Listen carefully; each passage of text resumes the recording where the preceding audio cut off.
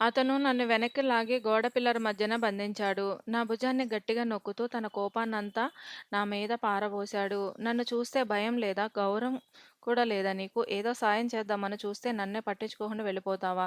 5 నిమిషాలు వేచి చూడడానికి నేనేం ఖాళీగా లేను. అది నీలాంటి ఆలోచనలు ఉన్నవాళ్ళ కోసం అసలే ఉండను. అతని నిందలు వింటుంటే నాకు కళ్ళల్లో నీళ్లు తిరిగాయి. ఆ పిల్లర్ వెనుక బట్టల తాడు కోసం కొట్టిన పాత మేకు ఒకటి నా చర్మంలోకి దిగిపోతుంది. అతను మరింత ఒత్తిడి పెంచేసరికి ఆ నొప్పి భరించలేకపోయాను. తప్పుకోవాలని అతని ఛాతీపై చెయ్యి వేసి నెట్టడానికి ప్రయత్నించాను. కానీ అతను అంగుళం కూడా కదల్లేదు. ఇక తట్టుకోలేక అతను పట్టుకున్న చేతిని నోటితో గట్టిగా కొరికేశాను. చీకట్లో చూస్తే నా భుజం నుండి రక్తం బొట్లు బొట్లుగా కారుతుంది. అక్కడ ఉంటే ఇంకేవేవో అంటాడని అక్కడి నుండి తప్పుకోబోయాను. అంతలో అతను సిగరెట్ వెలిగించడానికి లైటర్ ఆన్ చేయడంతో ఆ వెలుగులో నా రక్తం కనిపించింది. ఏయ్! ఆగు! ఆ రక్తం ఏంటి? మీరు నన్ను నొక్కి పట్టినప్పుడు వెనక మేకు గుచ్చుకుంది. తెలిసి కూడా నాతో చెప్పలేదా? కావాలనే రక్తం వస్తున్నా సైలెంట్‌గా ఉండి, నా ముందే నాటకాలు ఆడుతున్నావా? ఏం చెప్పినా తనకు అనుకూలంగా మార్చుకొని, నన్నే నిందిస్తుంటే నా సహనం నశించింది. నేను ఏ తప్పు చేశానని భావిస్తున్నారో దానికి నన్ను క్షమించండి. నా మాట నమ్మకపోతే మీ చెప్పులివ్వండి. నా చెంపలు నేనే వాయించుకుంటాను.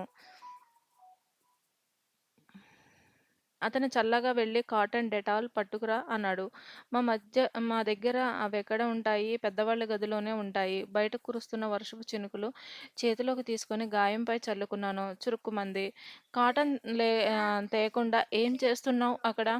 నా దగ్గర లేవండి. కిందికి వెళ్ళి పసుపు రాసుకుంటాను. నీ గురించి అడగలేదు. నా చేతికి నీ రక్తం అంటింది. తుడుచుకోవడానికి అడిగాను. ఆ మాటలతో నా మనసు మళ్ళీ గాయపడింది. ఇంకా అక్కడ ఉండలేక పశువుల పాకలోని రేకుల షెడ్‌లోకి వెళ్లి పడుకున్నాను. పశువుల పాకలో నిద్రపోయానని తెలిస్తే రాకేష్ బావ తిడతాడా ఏమో అని భయపడి ఉదయమే లేచాను. తలస్నానం చేసి దేవుడికి దీపం పెట్టాను. పూలతో పూజ పూర్తి చేసి కిచెన్‌లోకి వెళ్లి కాఫీ తయారు చేశాను. హాల్‌లోని సోఫాలో ఒక ఆవిడ కూర్చొని ఉన్నారు. పాత సినిమాల హీరోయిన్‌లా చాలా అందంగా, హుందాగా ఉన్నారు. నేను పచ్చడి రుబ్బి తీసుకొస్తుంటే నన్ను చూసి చిరునవ్వు నవ్వారు. నేను ఎదురుగా వెళ్లి నమస్కరించి కాఫీ తాగుతారా అని ఆవి అడిగాను. ఆవిడ శాంతంగా ఇవ్వమ్మా అన్నారు. ఆవిడ పేరు తెలియక మనసులోనే సుమిత్రమ్మ, మధురవాణి ఆంటీ అని పిలుచుకున్నాను. అంతలోనే క్రిష్ మేడమెట్లు దిగి కిందికి వచ్చాడు. అతను నా వైపు చూడకుండా సుమిత్రమ్మ గారికి కాఫీ ఇచ్చాడు. Good morning Kannamma. ఈ చలిలో ఇలాంటి చిన్న డ్రెస్సులేంట్రా? రాత్రంతా కరెంట్ లేక ఉక్కపోతగా ఉంది అంటూనే నా కోసం ఉంచుకున్న కాఫీ కప్పు లాక్కున్నాడు. ఎవరమ్మాయి రాత్రి కనపడలేదు? ఈ ఊరికి ఈమె పెద్ద మనిషి. పొగరబోతు. నోరు ముయ్యి. ఇలా మాట్లాడకూడదు. తప్పు. అతను ఖాళీ కప్పు నా చేతిలో పెట్టి 2 నిమిషాల్లో వేడి నీళ్లు పైకి తీసుకురావాలి అని హుకుం జారీ చేసి వెళ్ళాడు. మోకాళ్ళ చిప్ప, భుజం నొప్పి భరిస్తూనే నీళ్ళ బకెట్ మోసుకుంటూ వెళ్ళి పైకి వెళ్ళాను. అతను ఐరన్ చేయమని ఒక షర్టు, ప్యాంటు విసిరాడు.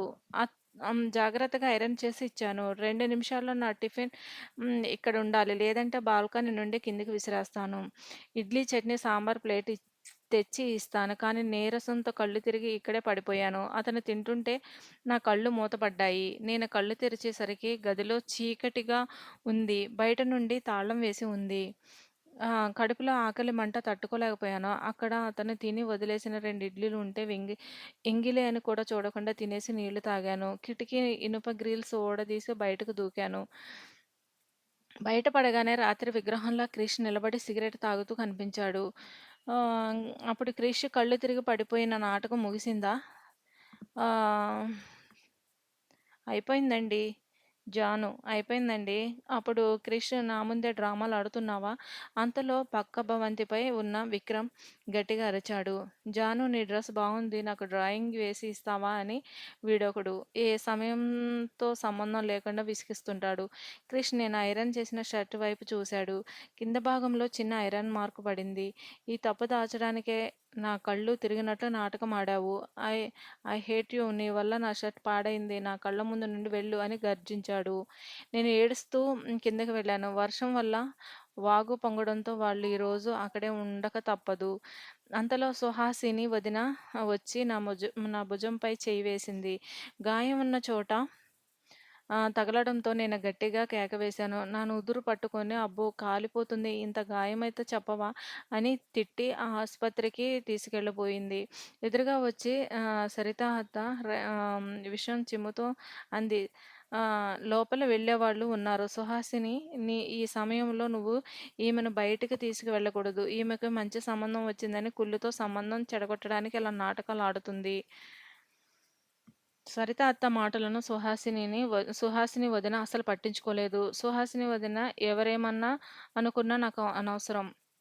నా వాళ్ళకి కష్టం వస్తే చూస్తూ ఊరుకోలేను. నేను ఆస్పత్రికి వెళ్తున్నాను అంటూ నా చెయ్యి పట్టుకొని కారు వరకు తీసుకొచ్చింది. అత్తలు ఎంత గోల చేసినా పట్టించుకోలేదు. అంతలో కార్తీక్ బావ వచ్చి వదినను ఆపడానికి చూశాడు. కార్తీక్ బావ పెళ్ళిలో ఇంట్లో ఉన్నప్పుడు బయట తిరిగితే బాగుండదు. వీళ్ళతోనే మనం జీవితాంతం ఉండాలి. కొంచెం అర్థం చేసుకో. సుహాసిని వదిన ముందు ఈమెను జాగ్రత్తగా తీసుకువెళ్ళు. టీటీ ఇంజెక్షన్ చేయించు అని బావకు చెప్పి లోపలికి వెళ్ళిపోయింది.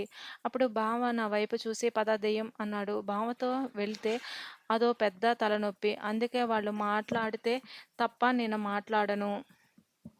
ఆస్పత్రిలో డాక్టర్ గాయానికి 2 కుట్లు వేసి డ్రెస్సింగ్ చేశారు. అక్కడికి భవానీ అత్త కుటుంబం కూడా వచ్చింది. భవానీ అత్త బావతో గోల చేయడం మొదలుపెట్టింది. భవానీ అత్త నన్ను కొట్టేలా చూస్తున్నారురా!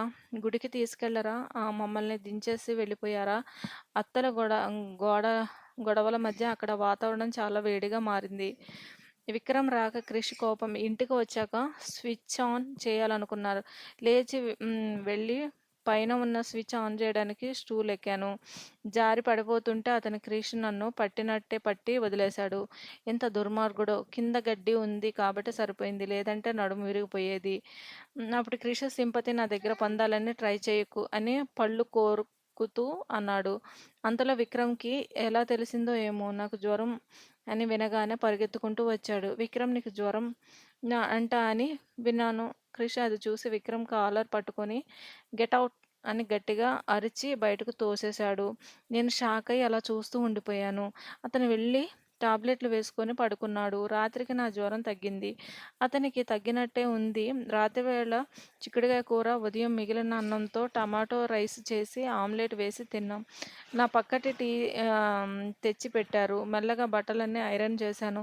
చిన్నప్పటి నుంచి ప్రశాంతంగా పెంచిన మా ఇంట్లో దేవుడి దయ వల్ల అందరితో బంధం బలపడింది. Thank you for watching.